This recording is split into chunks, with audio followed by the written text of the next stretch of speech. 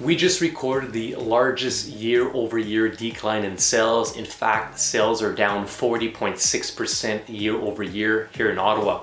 We're still seeing a record low inventory level, which has translated into a competitive market where close to 1 in 5 homes are selling over their asking price. So grab a coffee, put on your comfiest sweatpants, and let's dive into the latest Ottawa real estate market data.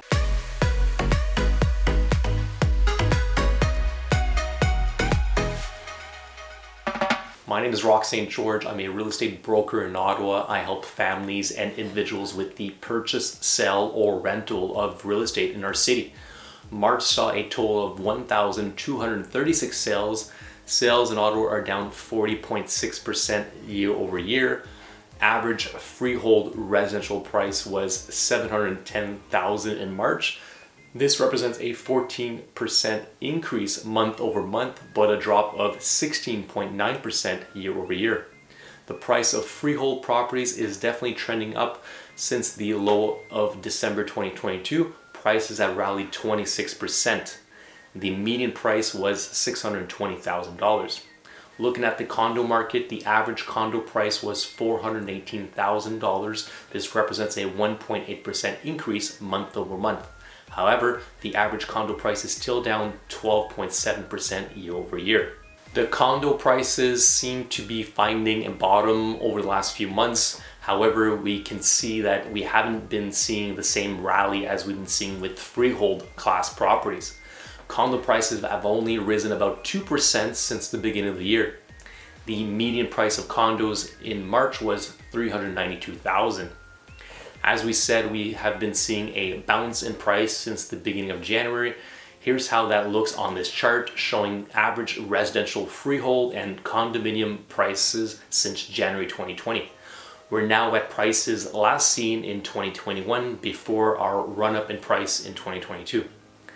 Now, how quickly are properties selling? If we look at the cumulative days on market, which takes into account anytime the property may have been removed from the market and then relisted following a price reduction, residential freehold properties are selling in 51 days while condos are taking 56 days. This is up from 14 days for each at the same time last year.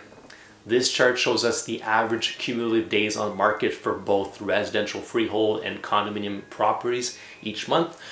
We are now trending down from our peak of 70 days on market in January. Let's look at the sales to new listings ratio. This indicator is used to give us insights into the market and may let us know if the market is overheating.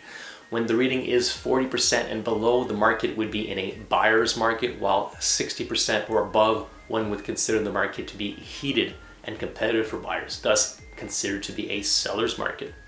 In March, the market remained in the green zone, which is the balance zone, although we are approaching what would be considered a seller's market.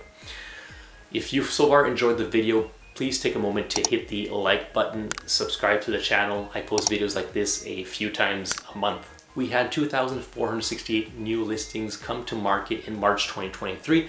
This is up 55.2% month over month.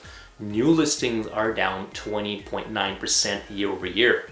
For the time being, we seem to be seeing fewer listings come to market.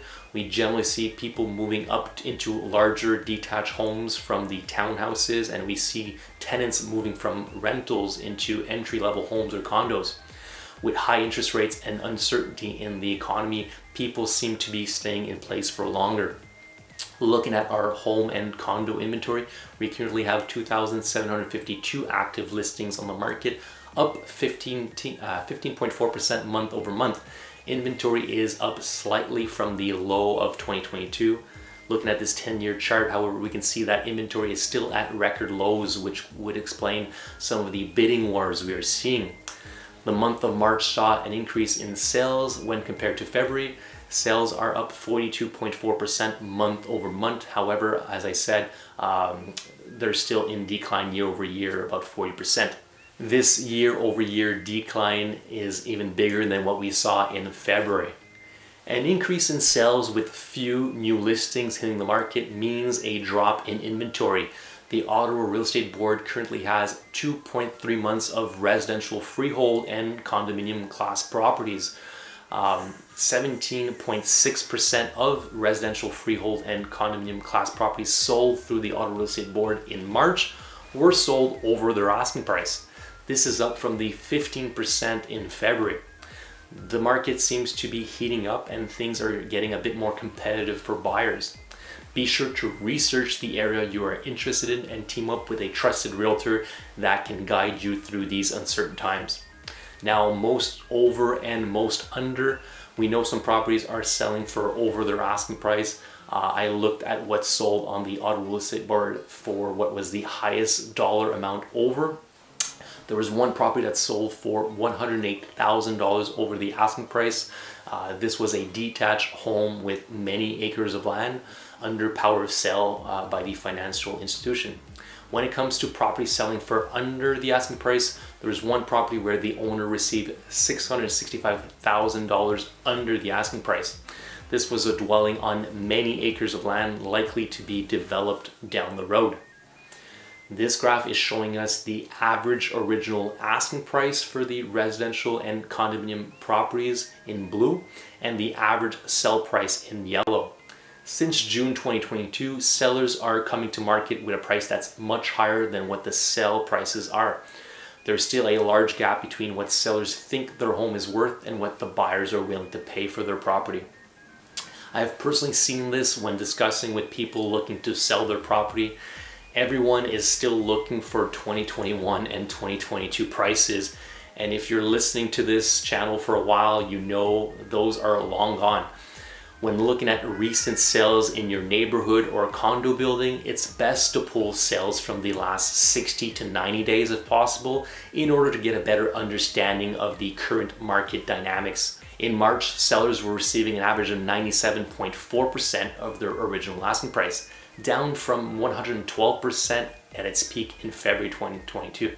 Here's what I mean. According to ratehub.ca, the discounted 5-year mortgage rate was about 1.39% in December 2020. It is now sitting at about 4.39% in April 2023.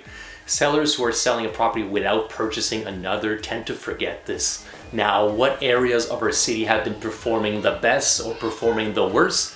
Looking at average sell prices year over year, we can see that the west and east end of the city have been seeing their average residential and condominium prices drop by 22%. The south end of the city has seen a drop of 15% in price. Finally, the downtown core has been performing quite well. We are registering a 14.2% price gain year over year, showing the demand for centrally located houses and condos. Looking at real estate news, the Government of Canada has made changes to the foreign buyer ban that came into effect on January 1st, 2023. The prohibition on the purchase of residential property by non-Canadians Act will now allow those with work permits to purchase a residential property if they have 183 days or more of validity remaining on their work permit or work authorization. The changes will also repeal the ban on buying vacant land zoned for residential and mixed use. Further, non-Canadians will now be able to purchase residential property for the purpose of development. These changes are intended to help developers build new dwellings that could house the hundreds of thousands of new immigrants Canada is bringing into the country. We learned last week that Canada's population grew by 1 million in 2022. That's a lot of people needing to be housed. This large demand will, in my opinion, continue to put pressure on the rental market and rental prices. I'll be putting out a separate video on the rental market, so if you are a tenant or an investor and want to be informed on when I post that video, be sure to hit the subscribe button, and while you're at it, hit the like button below. So as you can see, the real estate market continues to be dynamic and ever-changing with many factors influencing it. We hope that this video has provided you with valuable insights into the current state of the Ottawa real estate market and that you have gained a better understanding of what to expect in the future. If you have any questions or comments, please feel free to leave them in the comments section below. And if you found the video informative, please don't forget to give it a thumbs up and share it with your friends and family. This is the end of the video. If you liked what you heard and saw, please feel free to watch this video here or that video there. Thank you. Ciao.